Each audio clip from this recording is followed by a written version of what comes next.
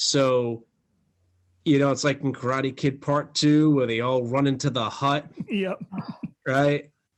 Yeah. So I guess so much. so I guess if I'm stuck in a hurricane and I don't have an umbrella, I will voluntarily go into the tiki room to seek shelter.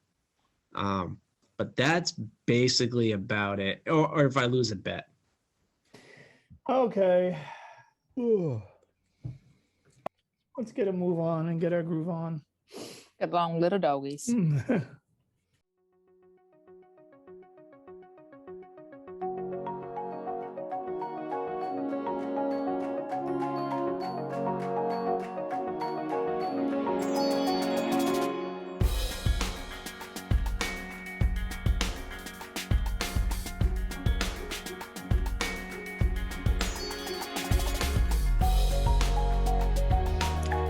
What's up, guys, and welcome to the Quick Diz Takes podcast, episode 58. I am your host, Tim LeBeau, joined today by Mrs. Sarah Castano. Hey, howdy, hey. Mr. Stephen Lanzi. Hello. And Mr. John Castano. Hello. Like, share, and subscribe if you haven't already, and rate us on Apple Podcasts if you get the chance. It really helps the show, and we really appreciate it. Okay, so today we have Rockin' Roller Coaster and Tower of Terror. We're doing a little twofer today. Stephen, as our resident thrill ride lover, could you make the argument that side of Hollywood Studios, that little end of Sunset Strip there, is that the best part or best corner of any Disney park? I would say, I mean, if you like traditional thrill rides, then yeah. Yes. And the reason why I will say traditional thrill rides is because obviously you have a lot of the technological based rides with Star Wars and things like that. But that corner, I mean, I know, and I'm a lot of times one of them, depending on how the wait times are, just bounce between the two rides. You know, Rock and Roller Coaster and you go Tower of Terror and back to, you know, depending on who's got the fastest ride, and you'll do two or three times. So yeah, I love that corner. To me, that's just one of my favorite spots. And a big reason is the rides, and then different seasons will add different things that, you know, make it more enjoyable too. So. Yeah, I told myself today that I was going to ask you specifically that question when I started today, because the thought came into my head and I was like, you know, that's actually one of the better spots in all the parks, really, when you think about that. I guess maybe Frontierland, where you have Splash Mountain and Big Thunder Mountain over in that area as well. But I don't think you have very many sections of any park where you get two really solid attractions like that, kind of side by side. You know, depending on the time of year that you may have. So, you know, Christmas, they project those images on Hollywood Studios. Tower of Terror. You know, with the gifts and almost like a mini cartoon, right? So you have that added, and then they use the Snope in that section a lot. So it even brightens up that section more. And then during the summer, I forget what they're called, but like the Dapper group, where I remember one of the guys, you know, he's on the side. Every time he saw a baby stroller, he'd go, "Taxi!" You know, and they would start kind of doing like a little play. And God bless them for doing that, because it was like 100 degrees and they are in full suits. So I couldn't be comfortable. So yeah, I love it's a great strip, great corner of the parks. And if you like traditional thrill rides, then yeah, that's definitely a must to hit up.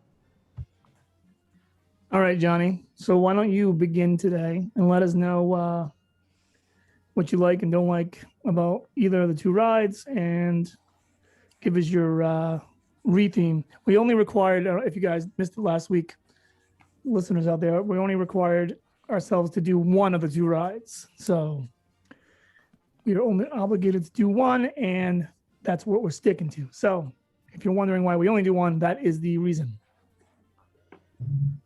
Okay. I'll start with Rock and Roller Coaster first. I would. I'll go with my. I think my biggest dislike of Rock and Roller Coaster. While I like Aerosmith, I just think it just needs some sort of update. Because I think we've said when we've talked about this before, but like it needs to something if you're gonna. I mean, worst case, film Aerosmith now, just so it looks better, just because they're so young looking, and you can just see the age, and maybe up the acting a little bit, with the let's give them backstage passes thing and all that. It's very forced acting, I guess. Maybe as in their older age they could act a little better, but or update it with more of a modern band or multiple bands. That's probably my only dislike. I think I like that music's playing through the whole ride. I like the ride itself. It's just a nice traditional roller coaster. I like instead of because it's in that confined space. How you start with the quick instead of going up a hill and dropping. But I just think it's an overall. I mean, I think for Disney, it's the best roller coaster in Disney. So yeah, I don't think there's anything else to really say with that. And then Tower of Terror. Overall, I think I just like the theming the best of Tower of Terror. Just that whole, I love the lobby of. You go into that lobby and it just looks so untouched for years and years and years, and just the whole that pre-show, that little library. And if you just, before it gets dark, I like to try to look around and see what's up on the top shelves and all. Just kind of look at everything, and then even that little boiler room you go into, it's just they just spent so much time on just theming, and then the ride itself is better than it used to be. With just used to get that one or two drops, and now how it's more of a. I don't even know how many different options. I guess it's not your option, it's their option, but how many different ways you can go in the drop sequence. So it's usually something different. And I really don't have a dislike on the ride. Maybe if I had to nitpick, maybe just switch up one of the scenes where the doors open. I don't know if it'd be just to nitpick, but I really don't have anything bad to say about Tower of Terror. I think it's just one of the most overall themed, the thrill of it. I think it's just one of the most, one of the best rides in all of the parks down there. And retheme. So retheme, I know you said the only have to focus on the one, but I tried to incorporate both of them as more of a whole overall experience, where I would take. They'd have to up the technology for my retheme. So you'd have to start. I think you have to do it you'd have to do it in order. You'd have to do Rock and Roller Coaster first, and the retheme of that is you start with Rock and Roller Coaster, and you're grouped off by the roller coaster car. You're in that whole group. You're your own group, and essentially you are actors in a movie. You're, and the whole point of Rock and Roller Coaster is that is your ride to the premiere of the movie. So they would have to use your magic band or now with the phones, that technology. So it basically keeps all of you in your own little bubble. It makes up a random movie and assigns you as all the actors in the movie, and you're going in this limo to your movie premiere, which is on I would keep it to a stormy night. So you're in a rush, you ride the whole roller coaster, blah, blah, blah. That's all stays the same as streets. You can say this basically streets and everything. And then the end, you come out into the gift shop is your premiere. Then you walk over. Then your premiere is technically done, and then you're going to your hotel, which is now the Hollywood Tower. But the whole retheme of that is, instead of being the way it looks now, it's totally themed to, it's pristine, it's perfect looking. The lobby is a perfect lobby. I would actually have live actors in the lobby welcoming you. So you don't have to stay with your first original group, obviously, if people don't want to go on the ride. But then now you're grouped into this secondary group that's into each individual car and or elevator. And the point of this is now fans have come and they're trying to rush you and get your autograph and all this stuff. So the thing is, that's why you're going into the service elevator to get up to your room. So as you go up, that first room that opens is supposed to be your floor, but fans would be running towards the elevator. So it would shut, and then you'd go up to the next floor, and then you get to your floor, and that's you going to your room. But then since the whole night was stormy, we're going to keep that whole theme of lightning striking. And that's what would cause your elevator to go up and down so it kind of keep the same type of ride with lightning striking and then making the thing not function, except you're not going to disappear. And then essentially the hotel, gets struck by lightning, and then you leaving is because the whole hotel shuts down, and you would leave to go to a new hotel with your group of actors that were in your movie, to try to keep it to the old Hollywood, which is how that whole street is themed, and to try to keep it not using IP, just keeping it. I mean, I know Twilight Zone is some sort of thing, but just keeping it non-Disney IP, I guess, but just something new, I guess. That's Johnny taking it to the next level. Yeah. With literally steaming out the entire area, which it could work, right? I mean, everyone, like Landy said last week, everyone just kind of goes and does that area in one shot. Yeah. So, and like if you go to Rope Drop, there's like the people that want to go to that area, and then the people that want to go to the rest of the park in the morning time. Actually, the last time I was there, they rope dropped. We were there for rope drop, and they rope dropped, and we went, and both Tower of Terror and Aerosmith were down. So everyone just waited there for no reason. And I remember being so angry, thinking to myself, I know that cast member, like the cast members at the rope, had to have known those rides were down. They couldn't gave us a little heads up. So we rope dropped just to do Lightning McQueen, basically, because once we get down there, that was pretty much the only thing available, and we just did it. But on a positive note, when things opened up, we still were able to kind of get right on both rides in the end. But So I wanted to start talking about Tower of Terror. I know that it's kind of been a favorite that we've discussed before. That hotel lobby, the theming, the attention to detail, all very cool. The cast members and character, they really set the tone, and it really gets you excited for the ride. I do like that it's Twilight Zone and not a specifically Disney branded IP.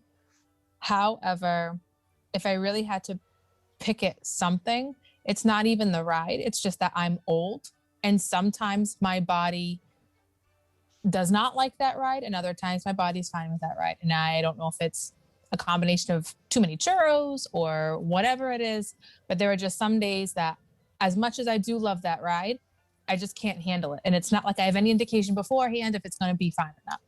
But the ride itself is great. I do like the combination of the video and the track as you go through, and the drop, how one side kind of shoots you up, the other one kind of drops you down. Johnny said the randomizer onto how many drops or when it drops, it's not always dropping from the same point. I think the windows out so you can see the park as you drop, that's super fun too.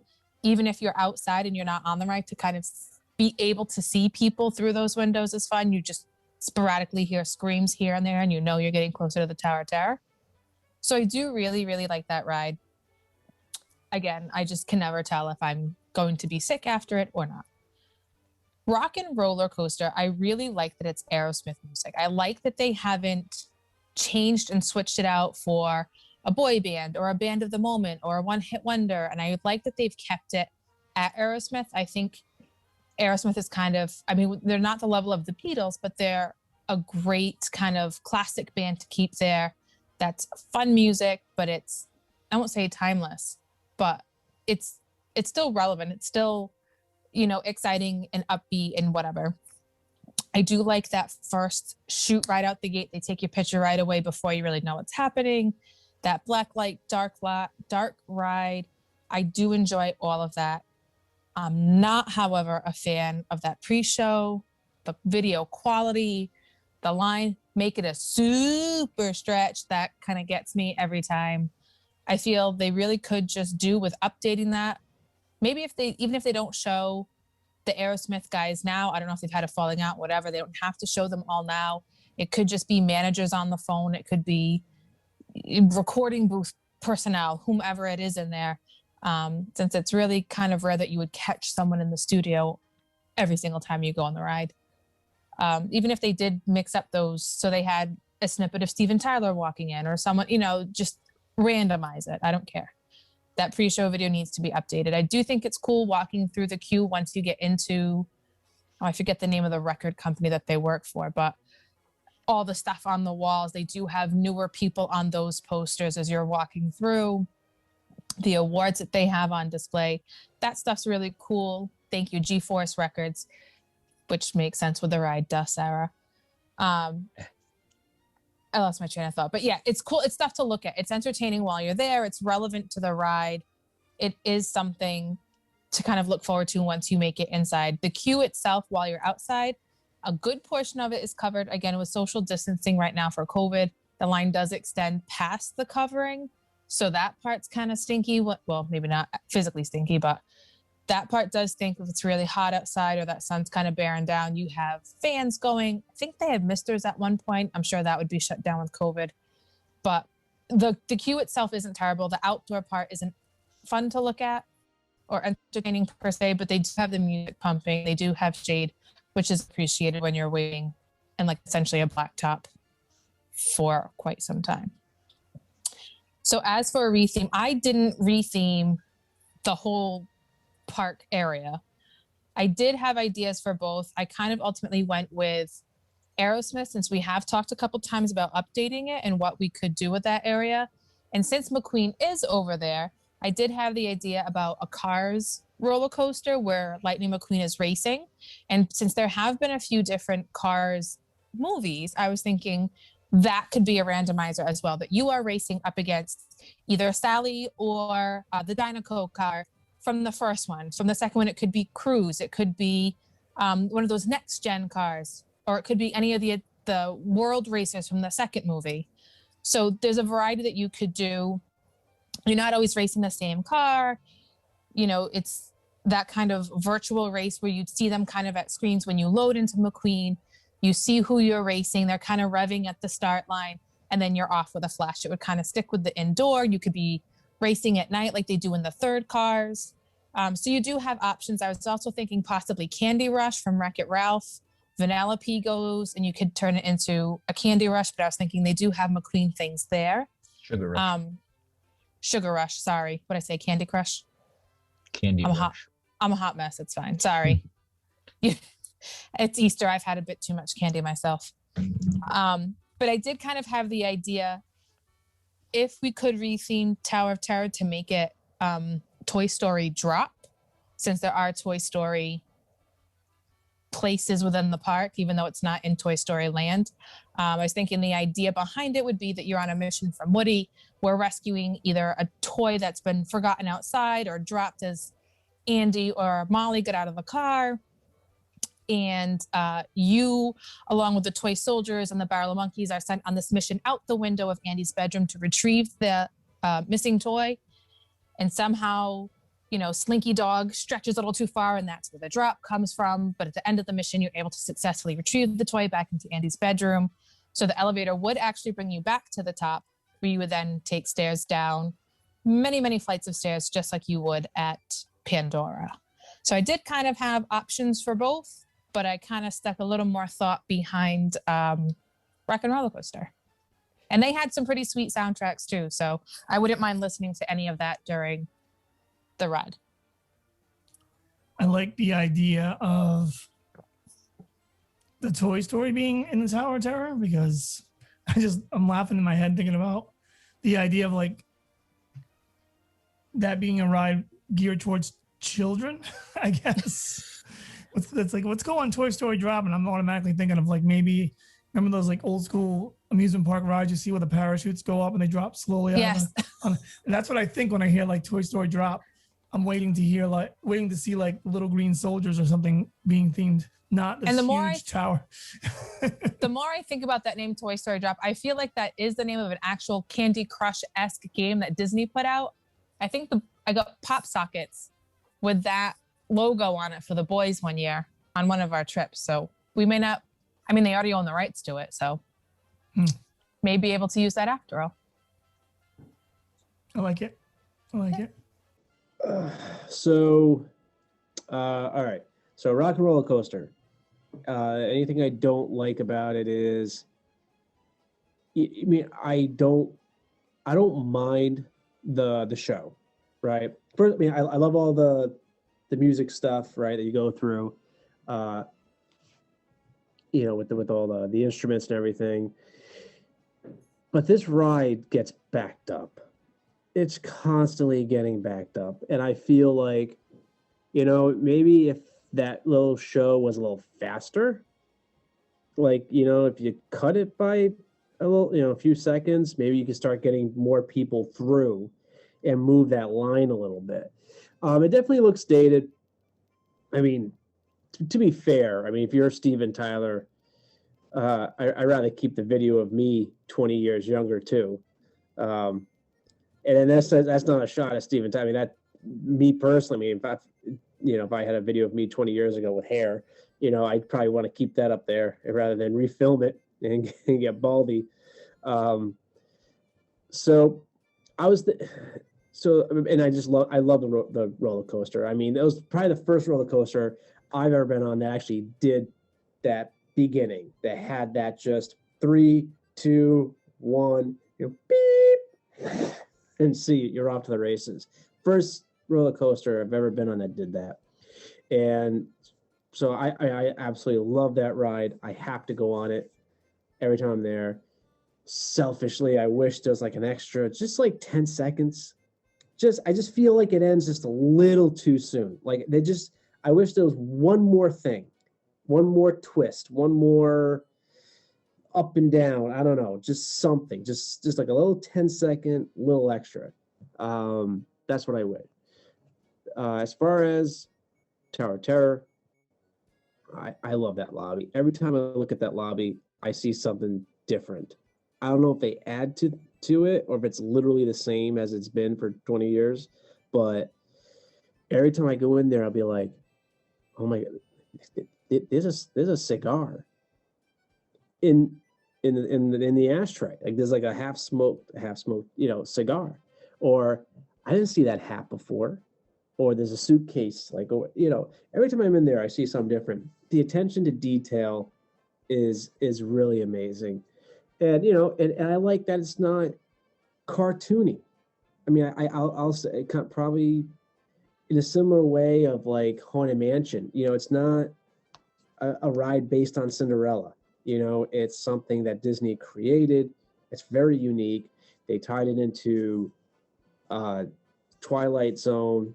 And I love the special effects, and you know that you go up and down a few times. It's definitely different than other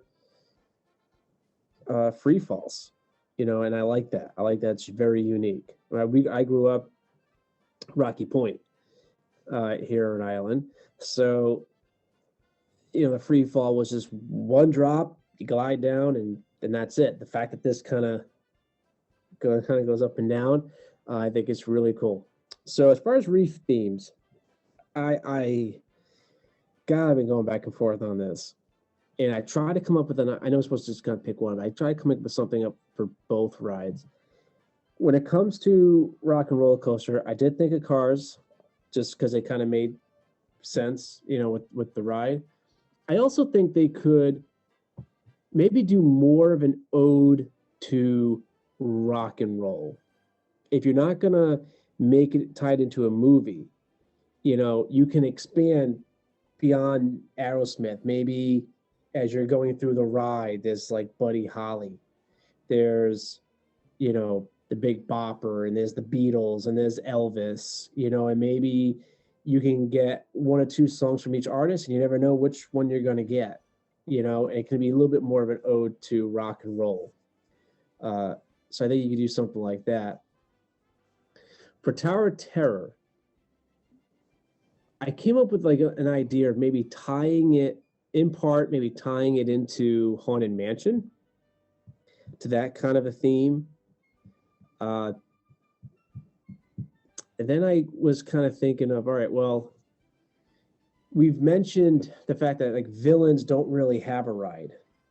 So I think Tower of Terror, you could, if you had to refurb it, if you had to do something different, you could make it something like that, the Disney villain ride.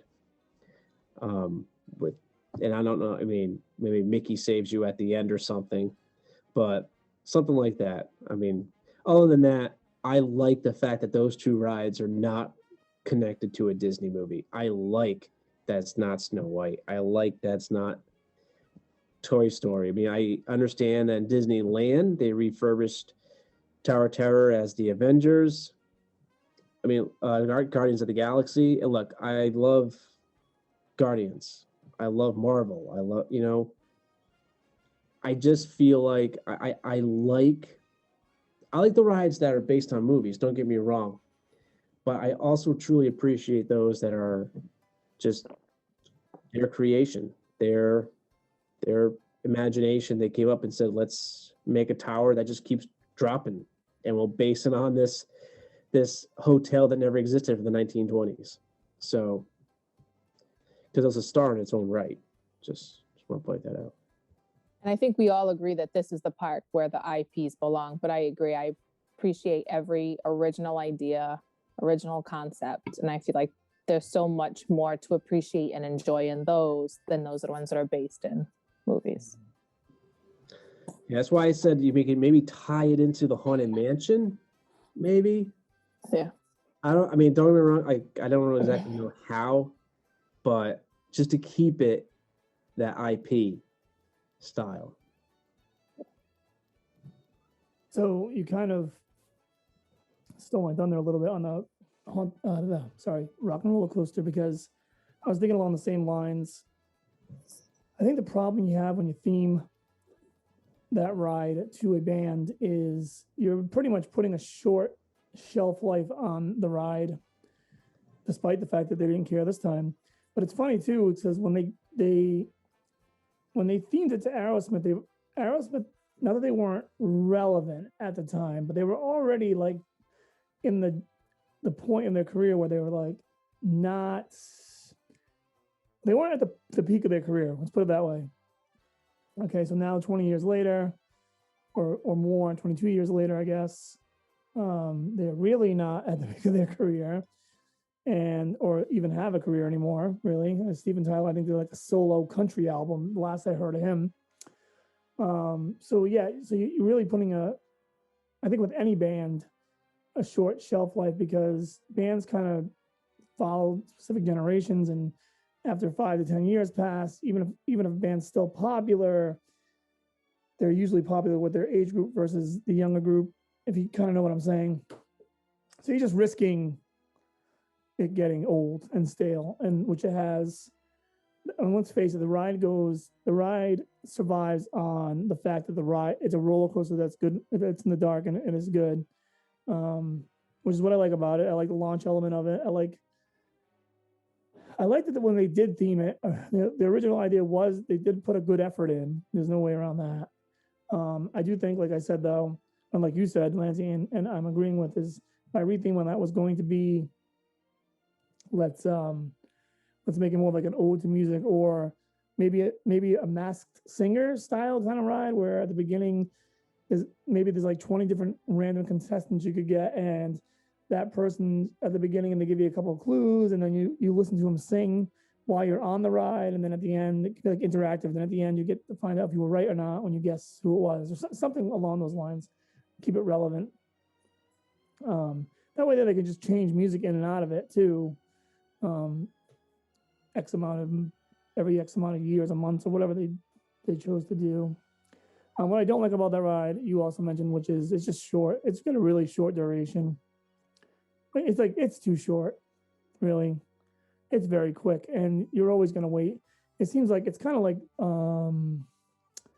Test Track in the sense of, I always joke and say a Test Track, even when you have a fast pass, it seems to take a long time to get on that ride for some reason, just the way you go through. And it's kind of the same thing with Aerosmith, where you're just never getting on that quick. I think sometimes in after hours or extra magic hours, they do keep it open where you don't have to go to the pre-show. You can just kind of walk right through the back alley, and maybe you get on a little quicker then. I would assume you do, but overall, it's just always kind of a long wait.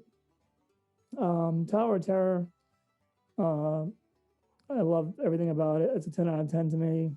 I like what it's themed after. I like the ride, which is why I chose not to do that one for my retheme. It's literally very difficult for me to think of anything I don't like about that ride. From beginning, the gift shop could be a little bit bigger, because one of the few gift shops I walk out into and I actually want to hang out in and see what's going on, because I feel like if the right kind of merch presented itself, I'd buy it, because I like the whole look and aesthetic of that ride. And it's just kind of it does have usually a couple of cool things, but it is a very sparse and small gift shop. So I guess that would be my complaint about that ride. It needs a lanyard. Yeah, a lanyard would be good.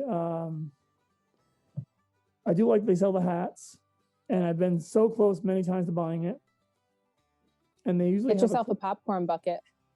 Yeah, and they usually have a cool poster style of the logo, or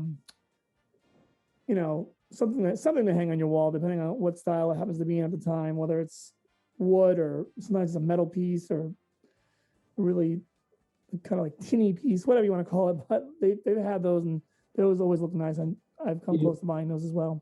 You know what they should sell? The cane that the guy who goes in the elevator, he has like a really nice. Yes. Okay. Yep. That'd be really, really nice. I'd probably buy that. Well, what's funny is it's almost like they don't think they have enough merch for it, because they've also filled that gift shop up with a vast majority of Nightmare Before Christmas merchandise. And that's been going on for quite some time.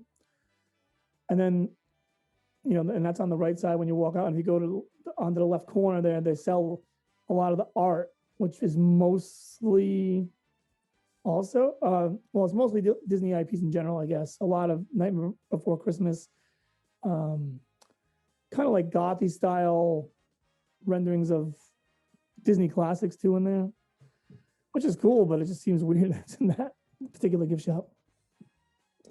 So if I was gonna, poo-poo on anything on that attraction, it'd be that.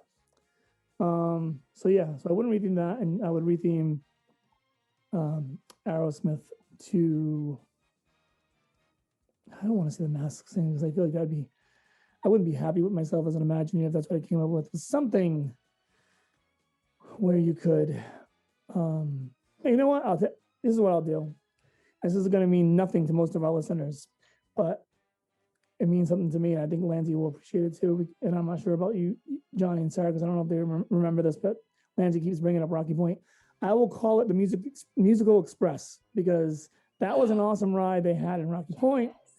And so we'll have that awesome ride in. I love that ride. I do love that ride. Okay, so all right, good.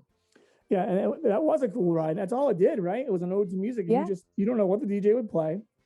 Yeah. You go forward and backwards in circles, which was weird because it didn't make me dizzy, which a lot of rides always did, but it was the way that ride. But it also had the hills in it too, like forward and backwards. Kind of. But it didn't. I guess it wasn't a tight enough spin to like make me not want to be on it, because even at a young age, I always got dizzy on spin rides. So that one was just, it worked for whatever reason. And in case any of you out there are wondering what we're talking about, it's pretty much a generic. You've probably seen it at a carnival or an amusement park near you, where it's just basically a circle and it goes up and behind and around. It just goes around, then they go backwards, and then they stop. But they used to call it the Musical Express because it was themed after rock, and they would always have, some rock song on. While It's basically if you took park benches and you put them all in a row, like in a circle, and you just spun them. basically, and it was like a party, right? It was like that was the happening spot in Rocky Point. Like that music was going, everyone's like, yeah, like people were into it. The best part about the reason why that was a spot, so like that was one of the big rides to do, right? Especially because of the music. Mm-hmm. So every teenager brought their their girlfriend or whatever, right? Like that was the date spot. Mm-hmm. The best thing about it was, I mean, at least us guys, we were trying to impress, right, the girls that we were bringing. So we're like, let's show how tough we are. We had to go on the Music Express, and so many dates ended badly because they misjudged how tough their stomachs were, and you just had a lot of green people walking off that ride, and it ruined many a dates, and it would have ruined one of mine had I been lucky enough to, have a date. I was a little too young. I was like just a year or two too young to have a date on that ride, I guess. Yeah, that's the rumor I'm starting for me too, man. Don't worry, I'm right there with you. I had, and to further into this topic of how music matters, there was another ride in the back of the park called the Apollo 13, which was the exact same ride mechanic minus the cart swung side to side, and nowhere near as popular as the Music Express because I think because it didn't have music. That was more like a scrambler ride too, right? What is it? That was more like a scrambler ride, right? No, there was literally. Do you remember this, Lindsay? It was literally the same thing. It went around just like the Musical Express, front and back. But the carts just swung. So when you went around, when you banked around the corner, your cart was like up to the side a little bit. It just went around the same way. I think so. Let me say, talking about old style theme parks like Rocky Point. Obviously, if you're a Rhode Islander of a certain age, you do ride Rocky Point. You know what? I know Disney, likes to be forward thinking. I think they need to go old school and bring in some bumper cars. I think we need to get some bumper cars going on in Disney. Now, do they have bumper cars in DCA in that boardwalk area, or Pixar Pier now? Are there bumper cars there? I don't know. I don't think so. I don't think so. No. Everyone has bumper cars. That is a good point. Do they ever have bumper cars? Especially for kids who have siblings. There is nothing like taking out some aggression and just like making it, like just lining it up perfectly. Your little brother has no idea what's coming, and then and they can't complain to the parents because, hey, name of the game, bumper cars. And with cars, you can make them all cars themed, like the McQueen, like do all the different cars, right? Yeah. And just let the siblings get some aggression out. That's the best. Now, I know they had that thing in Disney Quest where it had a cannon on it, and you could shoot each other. Buzz Lightyear thing. Yeah, you could bump each other too. I don't know, but I do agree that if it's a bumper car, you're allowed to get violent, and it's like kind of like you're like if you like when you're done watching Roadhouse. If I want to roundhouse kick my wife to the face, she has to kind of accept it because it's Roadhouse. Peter Griffin, Roadhouse. Roadhouse. As a matter of fact, I like to envision that happening, and then her getting up laughing like, "Oh, you must have just watched Roadhouse, you crazy guy," and then we just laugh and go to bed. Some things just give you certain permissions, and I think bumper cars and Roadhouse are two things that do that. So. I remember my brother, I think we were in New Hampshire, my brother rear-ended me in bumper cars. I hopped, it was perfect. I popped up out of the seat, and like the bar was there, and like which hit me, and then I fell right back down. It was like the most perfect bumper car hit. But what am I going to complain about? That's if I would have done the same thing to him. So I think Disney, and imagine bumper cars made by Disney with their technology and their, that, and keep the kids busy, spread the line out a little bit, get them over there. Forget the kids. I'm going on it too. The best when you're a jerk and you're around some 5-year-old. You know the one thing about bumper cars that makes me think, I just popped in my head, but maybe they don't have them.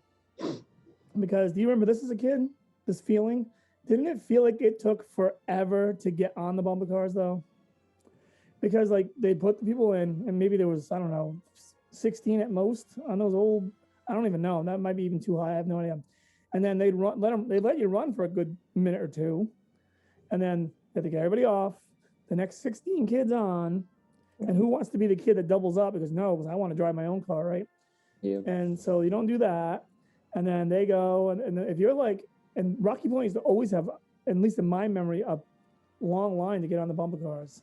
It was always like 45 minutes to get bumper cars at Rocky Point, which, once again, in my memory, 45 minutes wasn't a stand. Usually, 20 minutes was a long line. Rocky Point, at least in my memory. Maybe worse during peak season. I don't know, but it was never anything crazy. So that ride was always the longest. I wonder if Disney's just afraid that they wouldn't be able to move enough people on and off that thing. I don't know. Yeah, I think Disney could use a couple of old school rides like that. But Musical Express, last thing I'll say about that is people that are listening right now that don't know what Rocky Point is, I guarantee somewhere along the line you've seen a Musical Express style ride. They're about as cookie cutter as they get, but if you put some rock and roll music to it, it really kicks some butt, man. If you think of any like parking lot carnival that has sprung up over April vacation, it's probably the Caterpillar ride that the kids go on and it goes up and down. Yeah. Or a bug. It's But the instead of one that comes around here. It's like a theme to like ice because it was that big polar bear. It was a penguin. It was like a penguin or something, and it was like all ice themed. Just like I don't know. It's kind of just nothing I'd go on. You don't do carnivals well. Oh, Johnny's not into that. I don't spin. Oh, he doesn't do carnivals. Nothing with spinning and nothing that has been set up on a weekend. I don't like to spin either. Like I said, that's the one exception. For whatever reason, that ride would not bother me. I don't. Because it was amazing. Yeah, I guess. All right. Is he bumper cars too? The perfect place for bumper cars would be Disney Springs. Throw bumper cars at Disney Springs. Yeah, absolutely. Charge $5 a ticket, and then give something at Disney. Yeah, because then you killed two birds with one stone. Because now you don't have the line issue like I was talking about. Because people don't want to pay the extra fee. Yep. And the people that do can go on bumper cars. Yeah. And you could still theme it Disney. I guess technically they did though, because they had the Buzz Lightyear thing, which was, I don't know. Either way, I love Rocky Point. R.I.P. Rocky Point. Oh. There's a great documentary. I have watched it. It's awesome. Yeah, it's on YouTube. Buddy of mine was producer on it. And yeah, fantastic. It's very well done. I loved, we should talk about this because people don't know what we're talking about, but I love the guy who was talking about how the smell of the haunted castle, like he can recognize it anywhere. Because I thought I was literally the only person in the world that felt that way. And then when he spoke about it, I was like, that is so, like, yes, like literally that. I'll go to a car garage or something, that smell will come in the air. And the first thing I think about is the Rocky Point haunted house or haunted castle or whatever it was called. See, smells are important. They're part of they're part of life. They really, they're definitely one of the. That's why I love Main Street. You walk down Main Street of Disney, you get like that candy, that cotton candy. Oh, the popcorn. Oh. God, my wife loves scents too. So I forget the name of it, but there's like a little bakery in Disney Springs, and I remember I walked by it. It was like, I'm not like a big sweets person. I like my. Is it Gideon's? No, that's too new. I don't. That's not, all I know is, I went. I'm going wherever that is, wherever that magic smell, and I went in there. I bought a French toast cupcake, like French toast frosted cupcake. Excuse me. And I would have married a cupcake if I could have. like Pee Wee Herman did when he married the fruit, whatever that was. It a fruit cake? Oh man, it was seriously. It was one of the best cupcakes I ever had. Like it was. It just and that's what I love about like Disney Springs or definitely like Main Street. It's just all that food. And it's amazing. Sorry, I'm thinking about the episode of Pee-wee's Playhouse where he married. I think it's some kind of cake he likes, and he says, "I want to marry it," and then he actually does. Anyway, We're very off topic tonight. Sorry, guys. It's time to. Carrie sending me a text telling me what he married. I can't remember. Let's see what it says. Yeah, it was a fruit cup. If you love it so much, why don't you marry it, Pee-wee? And he's like, "I will," and he had like a big ceremony.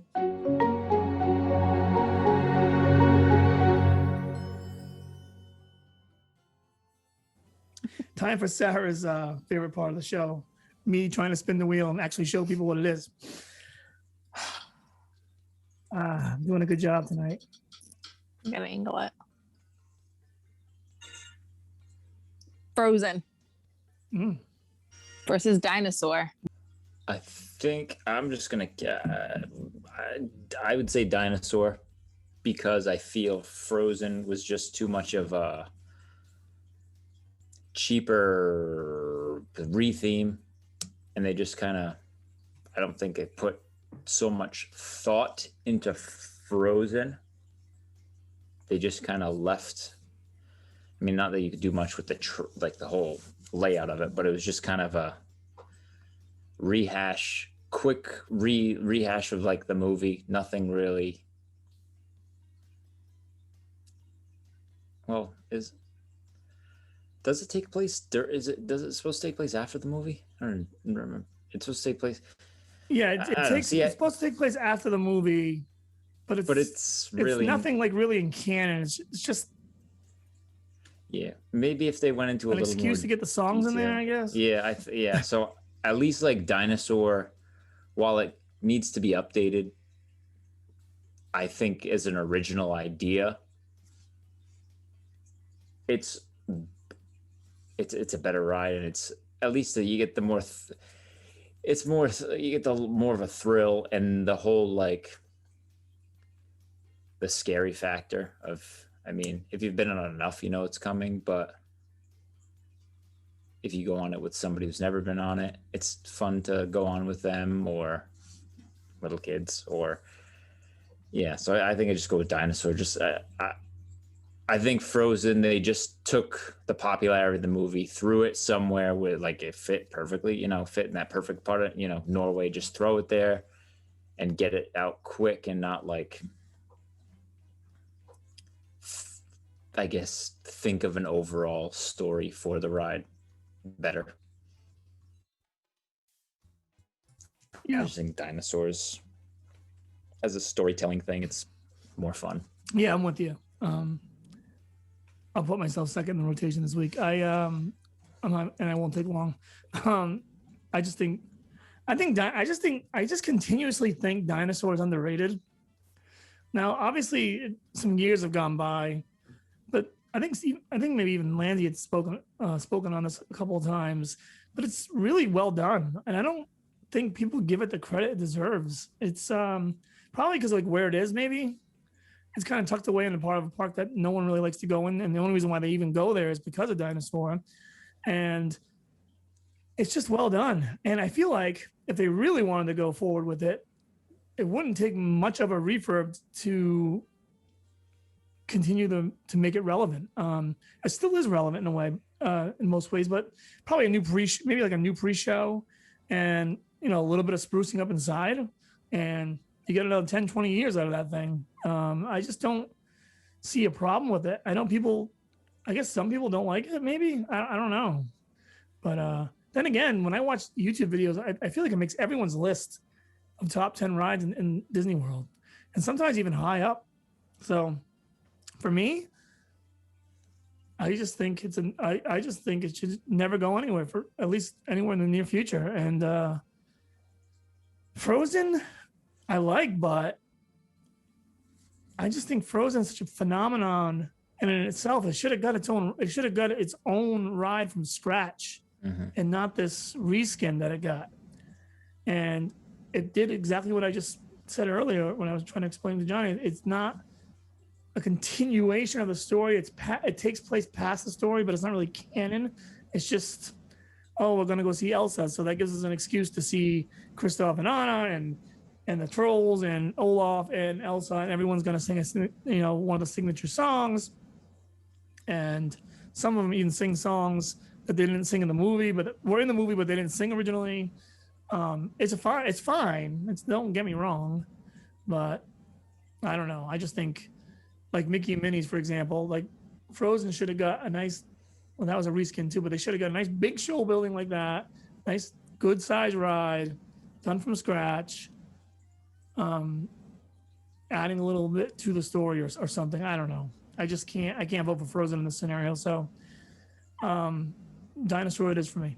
So I agree. I actually really liked the original Norway, the Maelstrom ride. I was really a little bit upset that they were closing it down to retheme it as Frozen. And it's not because I don't feel like IPs belong in this park, because I don't feel they belong in this park, but I was upset because I really liked the Maelstrom. I liked that it was the history. I don't think I learned about Norway growing up in school. And maybe it was just my middle school in a different setting than other people, but I'm pretty sure I didn't learn anything about it. So this was kind of my only exposure to that culture, and that, the idea of we had the Trolls dolls growing up, the little chubby, happy little naked baby things with like hot pink hair that stuck up. And if you got the really cool one, it has a bedazzled belly button or something. I don't know. But this was like the real authentic idea behind Trolls. And it was their, native beliefs, and it was cool. And it was the backwards track, and then the big troll came up. It was a good ride. And so to have it replaced by Frozen, and knowing that ride the way that I did, because I enjoyed it so much, even though, like you said, it doesn't add to the story, it doesn't give them a different adventure, even though it's supposed to, it was just disappointing. So, this is where the troll head popped up. Oh, this is where this happened. And this is where you came into the port city. Now, you've just passed Anna, Elsa, and I think Olaf. So it's not the same. They kept too much of it the same and did a quick reskin, a scene to scene that just kind of ties it in. And I like to sing along. I'm like Scuttle on that ride. I feel badly for anyone on there with me, and I'll sing. I like the songs. The soundtrack's great, but it's not my Norway. It's not Maelstrom. I do like Dinosaur. I think it is kind of fun to go with the kids. They'll probably never go on it with us again. And my only kind of on that is, like we talked about kind of early on, it's the scene to scene, but it makes sense within the context of the story. Spruce it up a little, update those animatronics, maybe get a new guy who knows what he's doing, trying to find a Carnotaurus. Iguanodon. No, but the Carnotaurus is popping out, right? Yeah, that's the last Yeah, sorry. one. He's trying to find the the Iguanodon. Too much candy. Sorry, friends. But yeah, just a little updating here and there. And I'm pumped about Dinosaur. It's just a thrill ride without being a roller coaster.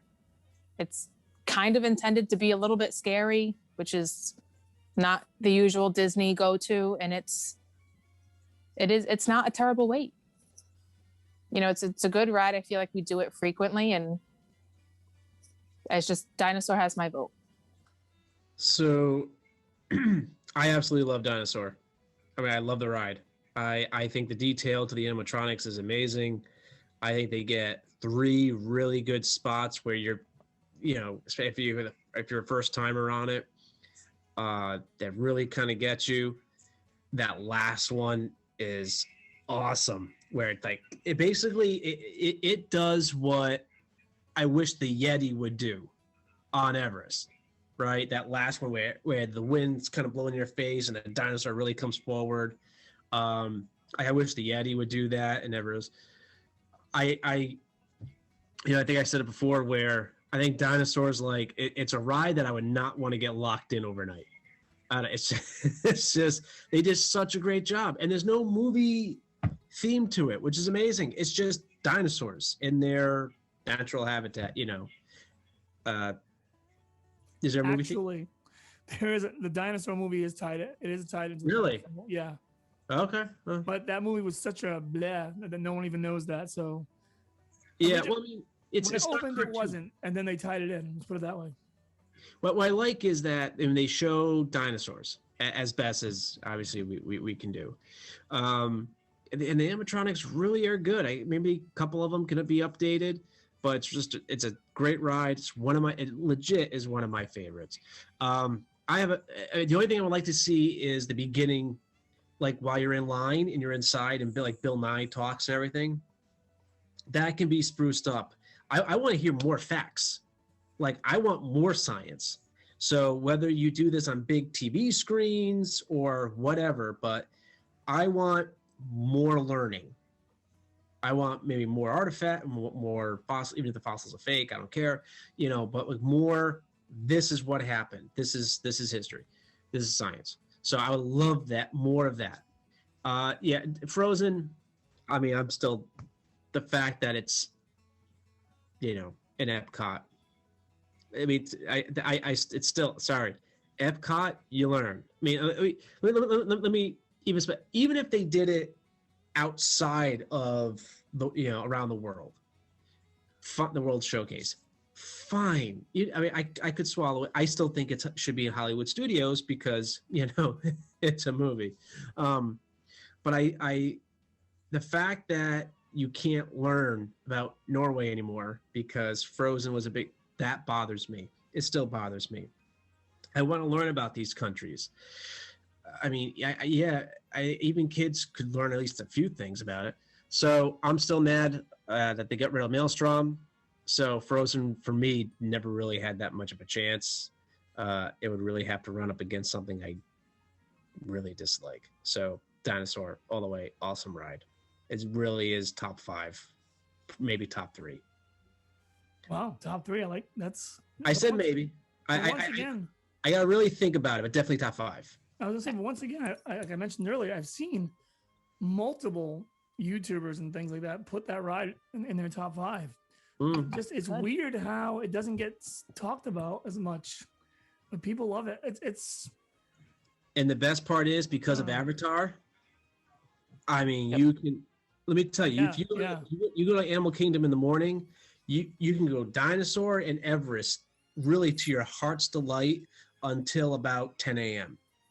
At least some of the times that I've gone, and you just keep, go on a few, and you'll get your money's worth out of that. And right? I honestly, as much as I love Flight of Passage, I think I'd rather take the twofer with Dinosaur and Everest.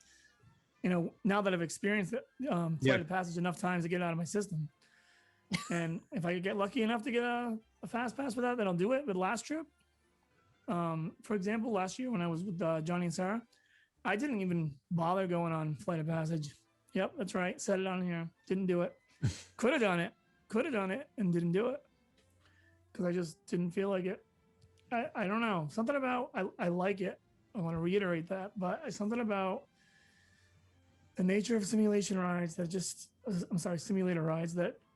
I could take it or leave it depending on what kind of mood I'm in, and I just don't care about Avatar that much. So I mean, don't get me wrong. If you listen to this and you've never been on it, go on it. Do not skip it. But I don't know. Anyway, so that was an easy vote. Let's go to so there's only 3 shows left. I have Carousel Progress, the Tiki Room, and Monsters Inc. Laugh Floor. So I was thinking, whatever one doesn't land on just gets in. And why that's funny to me is because there's an opportunity for Tiki Room to sneak in. As soon as you said it, I looked at Lancey's face. But we'll see. I'm curious to see how the Tiki Room vote goes anyway. I know there's already one vote, but we'll see.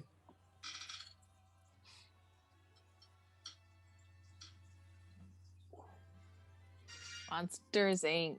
Oh no, Lancey, moment of truth. Oh God, you knew this was going to happen. Come on, Tiki. Ah! No. Oh, it's Monsters Inc. again. You gotta spin again. Yeah, we gotta spin again. Pressure's on. Oh my gosh. Could happen. Angle. So, ladies and gentlemen, the Tiki Room by default has survived. I want to recount. No. You know what it is? It's like real life, Landy. It just won't go away. I want recount. That is won't not go away. That is not right. No. I'll tell you what. If by next week or anytime during the week, you can send a text to the group text, you can think of a show where I forgot. And there could be one because I feel like there isn't. I just can't think of one. I will match it up against Tiki Room, but I can't think of any more. And Okay. so I will research this and I will get back to you. He's Okay. gonna pull out park maps from 1992. hey, you know, if you Does American Idol count? No, it doesn't exist anymore either. But He's trying No. so hard. now I gotta think for a minute as we talk. But anyway, all right. So I got a feeling this is gonna be really easy. So I'm gonna start Carousel of Progress. Okay, Johnny, you're up. No, just kidding. But yes, Carousel of Progress. It's way better. Walt oversaw it. Monster Inc. Laugh Order doesn't belong where it is. That makes it weird to begin with. It's not horrible, but it's not Carousel of Progress. Also, I came up with this idea last night, so I'm going to share it because Johnny had mentioned that Walt should have an animatronic in Disney somewhere, and I say, when they do finally refurbish Carousel of Progress, let's take the main guy out and put Walt Disney in there now. He's gone, and it's his brainchild. Let him be the guy who takes you through the decades. Yeah, I wish he would be in that first scene instead of just the curtain partially opens. It says Carousel Progress. It'd be nice if it was a Walt animatronic right there. Or why not just? I mean, I can't see why not just have him in every scene. Why not have him be the dad? Yeah. And I mean, I guess maybe some people love the dad that's there now, so they would argue that, but I don't know. That was the idea I had. Anyway, Carousel Progress for me. Sarah? I'm going to go with Carousel of Progress as well. I agree that Monsters Inc. is in kind of a weird spot. I mean, the jokes are corny. I like that you can submit your own jokes while you're standing in the queue line. I think it's a nice break in the cool air, but it's, again, like you were saying about the bumper cards, it seems like it takes forever to get in there. It's the fun kind of cheesy of that guy. Johnny was fantastically chosen one trip to be chosen as that guy and got the sticker. The kids thought he was a celebrity because he was on the big screen. So that was kind of the highlight of that trip. But any other time we've been to Monsters Inc., like we've submitted jokes that never get in. It's entertaining, but I think overall Carousel of Progress, non-IP, great idea. It started off the World's Fair. I think it started like it's so much better. There's so much more there. You really do see the change. And for kids who have no idea what payphones are, it's stuff that we don't think to teach that they wouldn't ever know about, that maybe they get like a 25-minute mini lesson on progress in its variety of forms. So I, hands down, Carousel of Progress all the way. I do love that show. Yeah, Carousel of Progress. It's my favorite show in Disney, so nothing probably would have beaten it anyway for me. Is even just the aspect of, we usually go in the summer, so it's a nice, long, cool ride. And, I've seen it enough if I, fall asleep for a scene or two. I'm not upset about it, but yeah, and Monsters is just... Monsters should be in the parks, but not in, I don't know. It's just not, I really just don't like that show really at all. I don't think if we didn't go in with the kids, I just would never go in there anyway. So yeah, nothing would have probably beaten Carousel of Progress anyway. So. Well, if I have to choose, I'm choosing Carousel of Progress. I mean, I like Monsters. I mean, honestly, even the corny jokes, I like it. It fits a lot of people. It gets you out of the heat for a while. I find it pretty funny. It definitely needs maybe some updating, but it's not bad. I mean, it's a good place to go. But Carousel of Progress, and a lot of history with it, and I like how it shows the progress of technology. I think it's really good for kids to see. To be honest with you, that last scene, I mean, I don't know when it was last updated, but the fact that they were changing the temperature of their stove by just telling it, it's like, I mean, that's very familiar now. And honestly, when I very first saw it, it wasn't that familiar because we did not have an Alexa, but now it is. So I think that's pretty cool. So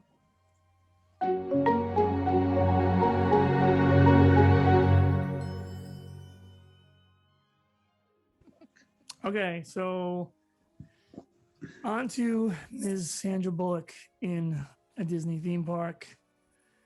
And Johnny, what do you got? Johnny's been really good with these lately, I feel. He did a good job in our interview with Jeremy and Phil the other day as well. So let's see what he has for this one. All right, so this is going to be based off of speed.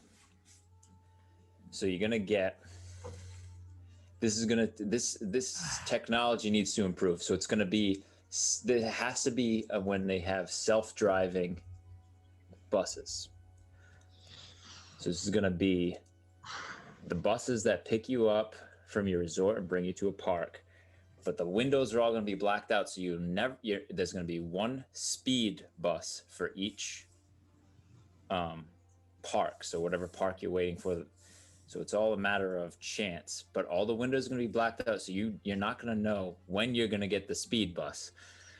So the bus is going to pull up, the door is going to open. Maybe it could be a normal driver. It's going to be the animatronic Sandra Bullock, and as a bonus, we'll give you the animatronic Keanu Reeves standing over her shoulder. And this bus is your ticket to get to the theme park as quickly as possible.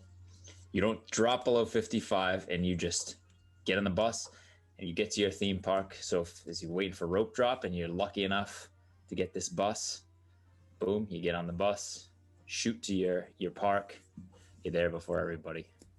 I'm not going to throw in the whole, the bus blows up if it goes both. This is just your way to get to the park as quick as possible. And it's all by chance. And so I'm thinking, this will be like a big crowd thing. When as soon as that door opens, it's either a cheer or it's disappointment that it's just a regular bus. I like it. It's very much along the same lines as mine, which I'll share later, but I like it. Sarah? So I also was originally thinking along the lines of speed, except I was not thinking of getting to the parks. I was thinking an update on Test Track. So Sandra Bullock, 55 miles an hour. We can keep out the bomb part because, family friendly park. She's the one who's testing out the new cars. However, something's gone wrong. They're struggling with the brakes or the accelerator stuck, whatever the scenario is. But I felt that Test Track was it was a quick and easy. It kind of made sense with it. But Johnny reminded me as soon as we got off the podcast about how much I love Sandra Bullock in Miss Congeniality. And he walked over and he's like, all right, where are you putting her? And I was thinking. Did you take my idea that I gave you? No, this is okay. Don't steal my idea. I love Miss Congeniality. Honestly, I don't remember what Johnny told me. I'm not going to lie to you. I forget lots of things.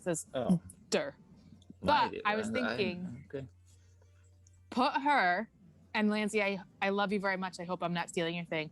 Put her in the Bippity Boppity Boutique in Magic Kingdom and put her in charge of all of the fairy godmother makeovers. And she could give sage advice to all the as if they're contestants in the next pageant, and they come out with their sash and their hair and their makeup done and their pretty dresses, and she could teach them all talents while she's there, either self-defense or how to play the water glasses. So I was thinking we could throw her in some Miss Congeniality to the Bippity Boppity Boutique. Throw in a Princess Cavalcade here and there. You never know when she might pop up. All right, maybe get a Michael Caine appearance in there as well. Yes. Also, what's amazing about that movie is that Miss Rhode Island wins the pageant. So. Yeah. Yes. Oh, spoiler alert! Sorry. If any of you have not seen 20-year-old theme film. Just as an aside, April 25th is coming up. Not too hot, not too cold. All you need is a light jacket. Perfect day. Perfect date. Perfect date. I'll be texting all of you just so you know. Little Eric is a little scared. Anyway. Why there should not be memorable quotes from that, but in my mind I know so many. Anyway, such a good show. I didn't care for the second one though. No, it was too contrived. But the first one was brilliant and I'm obsessed with it. It's fine. It is really good. All right, Landy, what do you have? So I was gonna go with the speed thing, but I figured somebody else was gonna take it. So, which is, I mean, it plays to a very cool ride, So, but I was going with Miss Congeniality, and I actually, I kind of came up with like two ideas. I couldn't really. I think both ideas kind of go to, say, a cast member playing the Sandra Bullock's character, right, in Miss Congeniality. And the first one is, I guess, doing kind of like a pageant show, but doing it with Cinderella, Sleeping Beauty, Snow White, Elsa, whatever, and then just kind of have her, be on that list and, kind of laughing and, snorting and have the other princesses be like, who invited this one? I have a feeling that she would kind of bond with Anna if Anna was there, though. So I figured that'd be kind of like a cool little thing, like kind of like the way she bonded with Miss Rhode Island. She would maybe be with Anna, right? Like when you get nervous, don't you get like a little gassy? Like little things like that. And I think that'd be pretty funny. The other idea was is it Prime Time, where it's like Mama's Kitchen? Yep, prime time, 50s prime time. Yeah, but have the Miss Congeniality character be like the understudy. So like where everyone's like, you got to be prim and proper. She's like stealing one of your French fries, like go steal one of your French, and like little things like that, and kind of being the anti, manners and things like that. I think those were two ways of using that character. The first way kind of, because you could do like a little stage show too, and that'll be really nice. Fits a lot of people, eats up a little bit of time, gets you out of the heat, type of a thing. And so that's where my mind went with her characters. All right, so my mind went in a lot of different directions, and at one point I had her on the Kilimanjaro Safari as the bus driver, and then like in the middle of the tour, you heard, God, I'm drawing a blank on the actor's name who plays the villain. Can't think of it. What is his name? Dennis Hopper. Is it Dennis Hopper? Thank you. Yes. His voice comes in, and then all of a sudden she's like, "We gotta move!" And then the bus just picks up speed and flies through the attraction. You have to stay.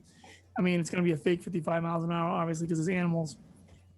But I'm gonna leave it at that. I'm not gonna go into the detail. That was my original idea, but I guess my final idea will be having her play Lenina Huxley from Demolition Man, and she'll just be in the Magic Kingdom as like a walk around, ride around character. And because the Magic Kingdom tries to stay so pure and so G-rated, and also the world she lived in was like that, she would go around and make sure guests were staying in line with, the Disney way. Like if you were doing anything that was rude, or you weren't wearing, during COVID, if you weren't wearing your masks, or you weren't, social distancing, she would come out and make sure that that would happen.